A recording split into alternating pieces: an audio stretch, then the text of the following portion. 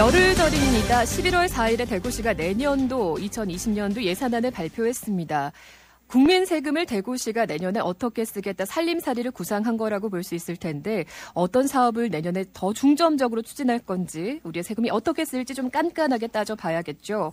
자, 이분들은 수능 치셨을지 궁금한데 우리복지시민연합 은재식 사무처장님 그리고 대구 참여연대 장지혁 팀장님 두 분 나와 계십니다. 어떠세요, 네, 두 분? 수능 경험 있으세요? 네, 저는 수능을 쳐봤습니다. 저는 학력고사 세대입니다. 아, 더 선배님이시군요. 네, 그렇습니다. 자, 일단은 대구시 내년 예산안 두 분 다 보셨을 텐데 짧게 한 줄 평 가능하겠습니까? 네, 일단 제가 느낀 바로는 장지혁 팀장님. 네, 거창하게 폼은 많이 잡았는데 특별한 내용은 별로 없는 포장지만 화려한 선물 같다라는 인상을 받았습니다. 부품한 선물이다. 네. 은사무처장님. 예, 매년 해안부에서 예산 지침을 지자체로 보내는데요. 그 지침에 충실하게 그냥 분배한 것에 불과하다 이렇게 보여집니다. 아무래도 서수령 세대라 그런지 좀 한 줄이 좀 깁니다. 네, 두 줄이었습니다. 두 줄이었습니까? 자, 그럼 좀 꼼꼼하게 볼 텐데 일단 9조 2,345억 원이 편성이 됐어요. 올해에 비해서는 2019년 대비 10.8% 그러니까 한 11% 가까이 증가를 했는데 어떤가요? 이거 많이 늘어났다고 봐야 되는 겁니까? 네, 최근 몇 년 사이에 대구 보자면 많이 늘어난 건 사실인데요. 사실 이게 정말 많이 늘어나서 좋은 것이냐 그런 그렇죠. 판단이 좀 다를 수 있을 것 같습니다. 사실 어떻게 봐야 돼요? 증가의 원인에 대해서 정책의 방향이 전환됐다거나 아니면 다른 어떤 특정 집중 사업이 늘어났다거나 하는 부분이 없기 때문에 다 마냥 긍정적으로 보기 힘든 측면이 있습니다. 전반적으로 그 내년도 중앙정부 예산이 한 9.3% 늘었거든요. 예. 그에 따라서 아마 그 각 지자체별로 보조금 수익이 늘었는 것 같고요. 그다음에 이제 지방세에서 취득세는 감소했지만 지방 소비세율이 증가함으로 인해 가지고 더 늘어난 지방세가 오히려 늘어난 그런 부분들이 좀 연유가 되어서 전반적으로 대구시가 한 10.8% 증가한 예산안을 의회에 올린 것 같습니다. 은재식 사무처장은 늘어난 그 폭에는 지방세 증가가 컸다라는 이야기를 해주셨는데 저희가 중간중간 한번 꼼꼼히 다시 그렇죠. 따져보겠습니다. 자, 일단은요, 그 예산 지출을 한번 보니까 사회복지 분야가 35.4%로 가장 높네요. 비중이. 네, 그렇습니다. 근데 하지만 이거는 뭐 대구시만 특별하게 높은 건 아니고요. 뭐 다른 지자체가 평균적으로 그 32에서 36% 정도 쓰고 있습니다. 근데 역시 많다고 하기엔 좀 부족한 부분이 있거든요. 왜냐하면 OECD 평균 국가들 같은 경우는 지방자치단체들이 보통 예산의 50%를 사회복지 예산에 쓰고 있습니다. OECD 다른 국가들은 전체 중에 절반 정도를 사회복지에 쓰는데 대구시는 35% 높지 않다는 거예요? 네, 사실 높긴 하지만 뭐 사실은 이제 다른 선진국에 비하면 아직 갈 길이 멀다 이렇게 평가할 수 있겠죠. 장지혁 팀장님은 그렇게 보시고 은재식 국장님은 복지 어떻게 보세요? 장 국장님께서 얘기하시는 그런 말씀이 맞죠. OECD 국가의 대부분의 지방자치단체는 시민들의 어떤 삶의 질 예산에 큰 비중을 두고 있는 반면에 그 중앙정부가 해야 될 SOC 사업이라든지 이런 부분들은 주로 중앙정부가 이제 담당을 하거든요. 그렇기 때문에 사회복지와 관련된 이런 예산 비중이 굉장히 높아요. 근데 우리는 이제 사회복지 때문에 다른 사업을 못 한다 이렇게 좀 얘기를 하고 있지 않습니까? 이번에도 그랬죠. 예, 그렇죠. SOC 사업을 좀 확대해야 되는데 복지 때문에 그렇죠. 좀 어렵다고 우리는 뭐 얘기했죠. 영원함 할 것 없이 모든 지자체가 SOC 사업에 올인하는 그런 모습을 보이고 있는데요. 이건 좀 잘못된 부분이다. 지역민들과 밀접한 관계를 맺어야 될 지자체가 지역민들의 어떤 삶의 질에 좀 더 많은 치중을 해야 되는데 오히려 SOC 사업에 전국토가 뭐 개발 열풍으로 그 하고 있는 이런 상황은 굉장히 좀 비정상적인 그런 상황이다 이렇게 보시면 될 것 같습니다. 대구시는 그런 SOC 사업 사회 간접 자본을 시민들과 더 밀접하게 보는 것인가요? 은재식 사무처장님은 그 SOC 사회 간접 자본이 또 이번 국토 지역 개발 분야로 지난해 2.8%였던 게 5.2%로 늘었더라고요. 그래서 이 문제 먼저 짚어볼게요. 장지혁 팀장님은 이 부분 어떻게 보세요? 네, 뭐 일단 그런 식으로 최근에 대구시가 밝힌 대로 서대구 역사 개발이라든지 안심하양, 뭐 복선 전체 사업 이런 부분도 상당히 많이 늘었고요. 그리고 또 제가 예산서를 또 살펴보니까 뭐라고 할까 그 상하수도 관거 이런 것들 공사들이 상당히 비용이 많았으며 특히 또 뭐 기후 변화나 미세먼지 때문에 대기 분야 이제 인프라들이 대폭 증가했거든요. 예. 근데 그보다 또 이제 아까 또 제가 다룰 거지만 이제 공원 일몰지에 대한 또 예산들이 대폭 늘었고 이렇게 해서 전반적으로 SOC 사업이 상당히 많이 늘었습니다. 다만 좀 아쉬운 측면은 다른 것들도 여러 가지 비판 지점이 있겠습니다만 엑스코어를 확장 공사하는 것들 이런 부분에서 여전히 시민단체 입장에서는 이것을 계속 새로 예산을 투입해야 되느냐에 대해서는 의문점이 계속 있습니다. 대구시는 세계 가스총회인가요? 국제 네. 대회를 위해서 확장이 불가피하다 이러는데 이게 역시나 SOC 사업에 포함이 돼 있다고요? 네, 그렇죠. 알겠습니다. SOC 사업이 이제 대표적인 게 이제 수송 및 교통, 뭐 지역 개발, 국토 개발, 또 환경 뭐 이런 부분들이거든요. 이제 실제로 보면 환경하면 이제 우리가 개발보다는 환경 쪽에 더 가야 되는 게 아니냐 이렇게 의구심을 가질 수 있는데요. 주로 환경 예산은 상하수도 쪽에 그 공사나 이런 부분이기 때문에 순수한 환경 쪽의 예산은 그 거의 일부분에 불과합니다. 전체 네. 그 수송 교통 중에서도 환경은 아니요, 수송 교통 분야도 있고 환경 환경 분야도 따로 있고 있는데. 뭐 국토 개발 분야도 있는데 이 대표적으로 우리가 보는 SOC 사업과 다 연결돼 돼 있다. 있다는 그렇게 말씀이시고요. 보시면 됩니다. 쉽게 얘기하면 알겠습니다. 대구시가 뭘 짓는다, 뭘 짓고 만든다, 뭐 다 SOC라고 보시면 될 것 같습니다. 알겠습니다.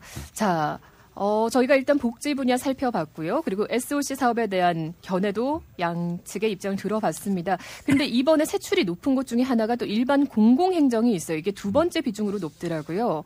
우리복지시민연합 은재식 사무처장님, 이건 어떤 거죠? 내용이?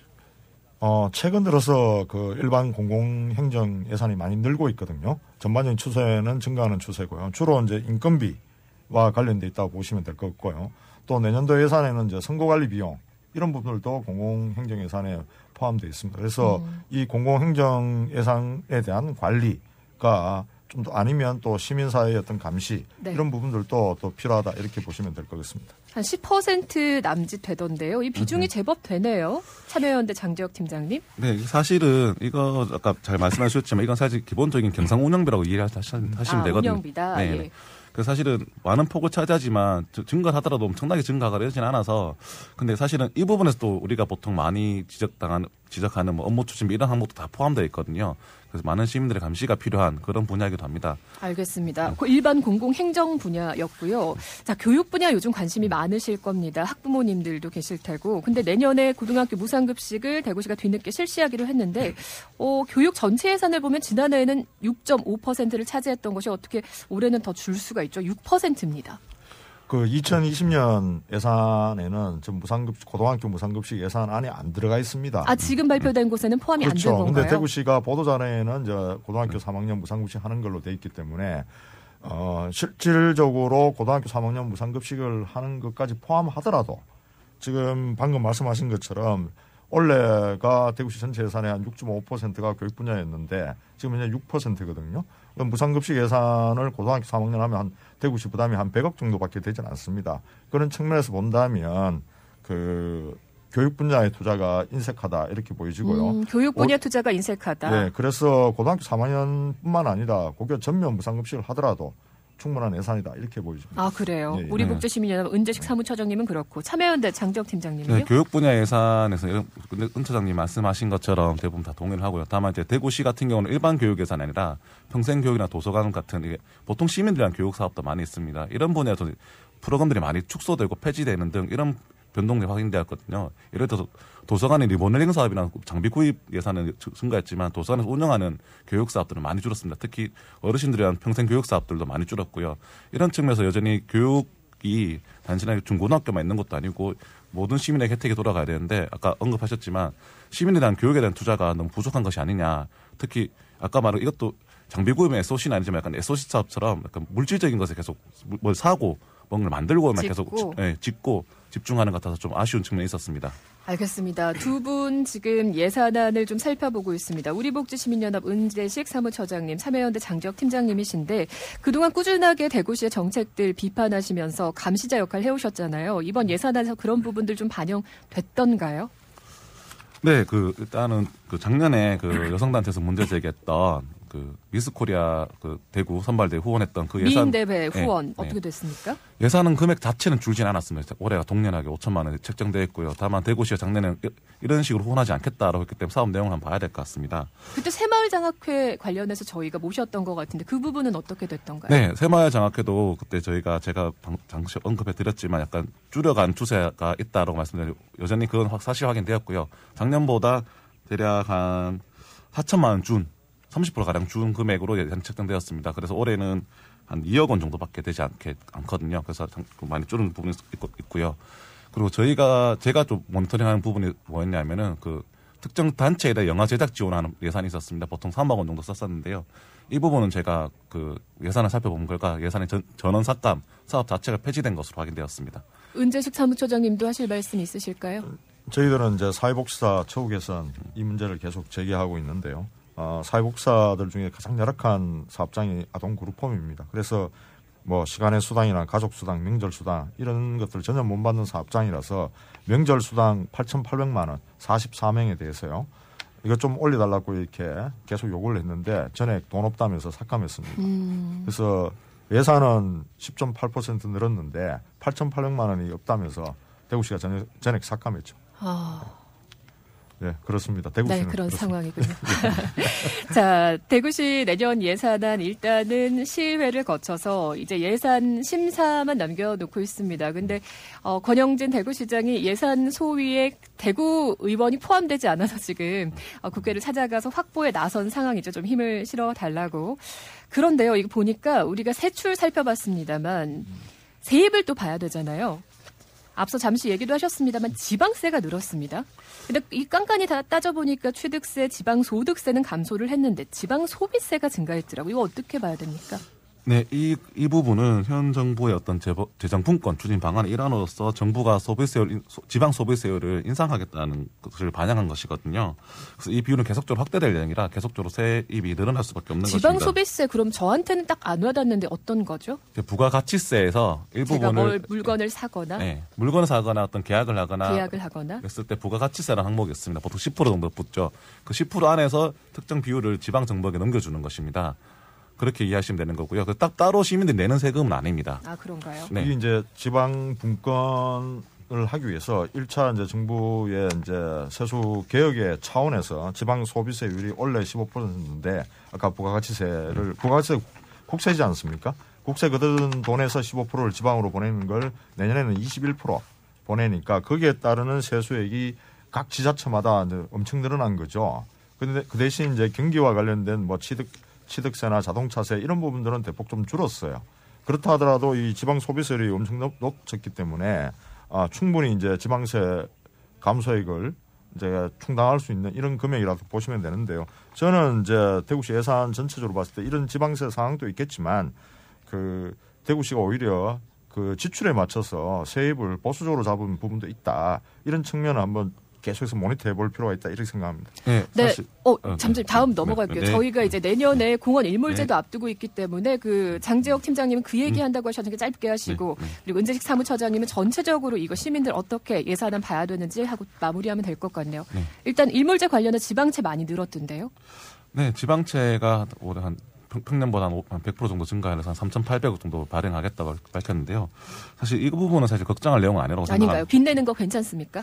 빚내는 건 나쁘긴 하지만 일단 기본적으로 정부가 이자 비용 70%까지 지원하겠다고 했고. 공원 일몰제로 네. 지방채 발행했을 때. 네. 그리고 한동안 그 대구시의 전체 채무금액과 비율이 지속적으로 조금씩 줄어왔었습니다. 그래요. 그래서 사실상 대구시는 매년 적자라고 했지만 순세계 인원을 포함할 경우 적자 재정을 좀 보기 힘들었거든요. 재정은 그러면은 뭐 건전하다 안심해도 될까요? 대구 시민으로서? 네, 재정 건전성 유지는 큰 문제가 없고 오히려 아까 말씀하셨지만 이런 부분에서도 대구시나 행정들이 너무나 재정 균형, 건전 재정에 너무 집착하다 보니까 돈을 써야 될 때 못 쓰고 있는 것이 현실입니다. 쓸 때는 좀 제대로 쓰자. 네. 자, 그리고 참여연대 장재혁 팀장님 얘기 들었고요. 우리복지시민연합 은재식 사무처장님 마지막 마무리 말씀 해주십시오. 네. 예산은 늘었지만 언제나 다 한정된 예산을 어떻게 분배하느냐의 문제입니다. 그래서 여기에 지자체장의 의지와 또 가치가 이렇게 투영이 될 수밖에 없는데요. SOC 사업 줄여야 됩니다. 그리고 시민의 어떤 삶의 질 예산을 위한 예산 늘려야 되고요. 이걸 하기 위해서도 이 세출 구조 조정이 좀 필요한 부분이 있습니다. 그래서 선심성, 낭비성 뭐 이런 예산들 대폭 줄여서 또 일몰제를 시행해서 이런 예산을 아껴서 이 복지 예산으로 사용할 수 있는 이런 부분들을 대구시가 최대한 확충할 필요가 있다. 알겠습니다. 무엇이 우리 시민 삶에 더 와닿는 것인지 시민들의 목소리와 감시의 눈도 필요하겠습니다. 오늘 우리복지시민연합 은재식 사무처장 그리고 참여연대 장재혁 팀장과 함께 대구시 예산 뜯어봤습니다. 고맙습니다. 네, 감사합니다. 감사합니다. 여론조사